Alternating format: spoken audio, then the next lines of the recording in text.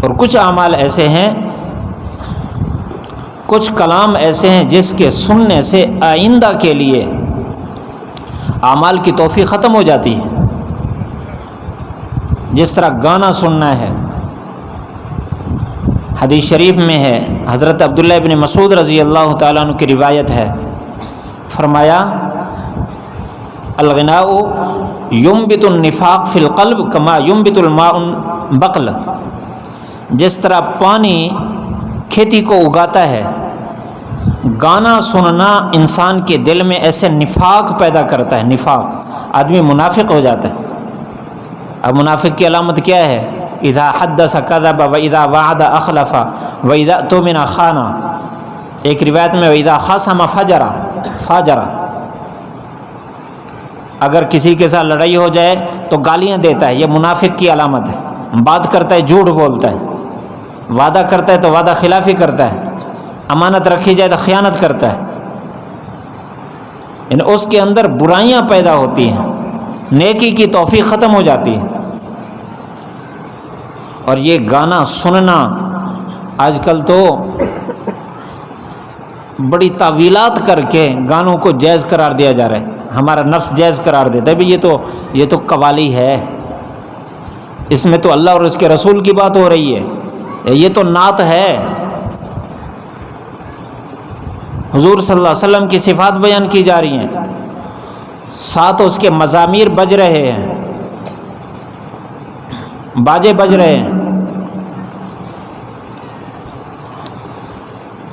تو آدمی خوش ہو کے سنتا ہے، یہ تو بڑے زبردست کلام ہے، بڑے عشق میں کہا جا رہا ہے، ایسے تو ایمان بڑھ رہا ہے۔ ایمان کہاں بڑھ رہا ہے؟ نفاق پیدا ہو رہا ہے اندر۔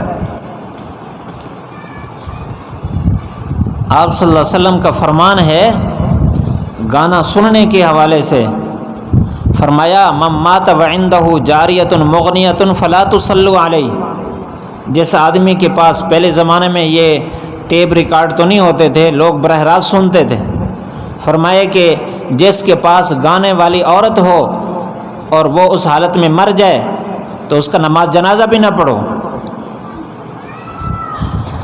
یہ گانا سننے کی اتنا بڑی وعید کہ اس لائق ہی نہیں ہے کہ اس جنازہ پڑھا جائے۔ تو یہ تو موت کے وقت، یعنی دنیا میں نفاق پیدا ہو گیا، موت کے وقت وہ جنازے کا مستحق نہیں ہے، اور قیامت کے دن اس کا کیا بنے گا؟ حضرت انس رضی اللہ تعالیٰ عنہ کی روایت ہے، فرمایا من قعد الی قنیۃ، جو آدمی گانا گانے والی عورت کے پاس بیٹھا، یستمع منہا، اسے گانے سنتا ہے، سب اللہ فی اذنیہ العنق یوم القیامہ، قیامت کے دن اس کے کانوں میں سیسا پگھلا کے ڈالا جائے گا، قیامت کے دن اس کے ساتھ یہ معاملہ ہوگا۔ آئندہ کے لیے انسان گانا سننے سے، اعمال سے محروم ہو جاتا ہے۔ پہلے نماز پڑھ رہا تھا، گانا سنا، نماز سے گیا، پہلے تکبیر تحریمہ میں شامل ہو رہا ہے، ذکر کر رہا ہے، عبادت کر رہا ہے، گانا سننے کی دیر ہے، بس یہ اعمال فوراً نکل جاتے ہیں انسان کی زندگی سے۔